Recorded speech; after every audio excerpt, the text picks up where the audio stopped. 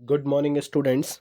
So, we are coming with our new lecture, which is about combustion and flame, and our today's topic is fuels and calorific value. So, students, any substance that burn to produce heat and light energy is called fuel. हर वो substance जो burn होने पर heat और light energy देता है उसे हम fuel बोलते हैं. On the basis of physical state, fuels are grouped into three categories. First are solid fuels, second are liquid fuels, third are gaseous fuels. So students, solid fuel उन fuel को कहते हैं जो सॉलिड स्टेट में रहते हैं room temperature पे, जैसे कि वुड, कोल, कोक और काउडंग. लिक्विड फ्यूल उन फ्यूल्स को कहते हैं जो लिक्विड स्टेट में रहते हैं रूम टेम्परेचर्स पर, जैसे कि alcohol, petrol, diesel etcetera. Gases fuel उन फ्यूल्स को कहते हैं जो गैस स्टेट में रहते हैं रूम टेम्परेचर पर. The gases fuel are natural gas, biogas and petroleum gas. Okay students, so now different fuels produce different amounts of heat. अलग अलग फ्यूल अलग अलग अमाउंट की हीट को प्रोड्यूस करता है. तो generally the amount of heat energy produced by the complete combustion of 1 kilogram of fuel is called calorific value. 1 kilogram fuel को जलाने पर जो भी हमें मैक्सिमम एनर्जी मिलती है उसको हम कैलोरीफिक वैल्यू कहते हैं.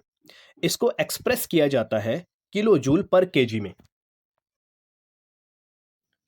यहां पर जलाने का मतलब कंप्लीट कंबस्शन से होता है. So students, higher the calorific value of fuel the better is the fuel. मतलब जितनी ज़्यादा फ्यूल की कैलोरीफिक वैल्यू होगी वो फ्यूल उतना ही बेटर होगा.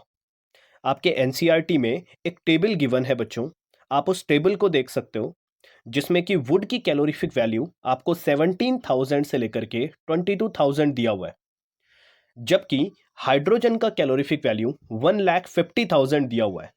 इसका मतलब ये होता है कि हाइड्रोजन का कैलोरीफिक वैल्यू वुड के कैलोरीफिक वैल्यू के कंपैरिजन में बहुत ज़्यादा है. Means hydrogen is the best fuel comparisonly to would.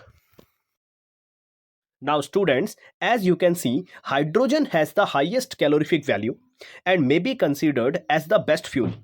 But it is highly inflammable and there are difficulties to transport and store it.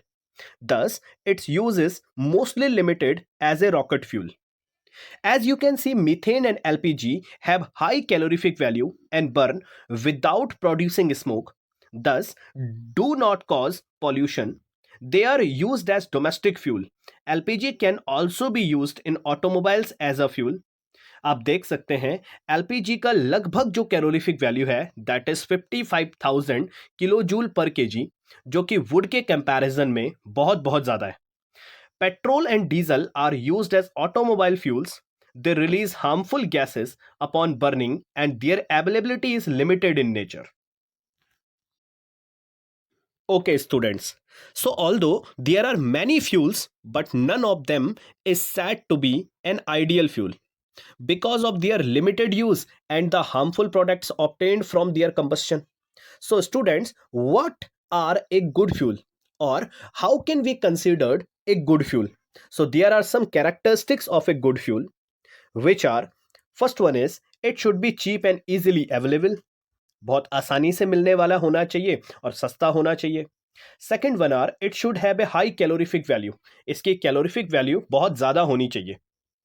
It should not produce harmful gases on burning and should not leave behind any undesirable substance. यानी कि harmful gases को produce करने वाला नहीं होना चाहिए और अपने पीछे किसी भी तरीके के अनडिजायरेबल सब्सटेंस को नहीं लीव किया होना चाहिए.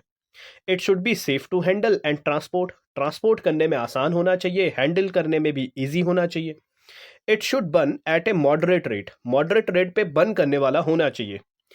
It should have a low ignition temperature. इसका इग्निशन टेम्परेचर मॉडरेट और लो होना चाहिए बच्चों. Okay, so that's all about our today's topic. Thank you. Have a nice day.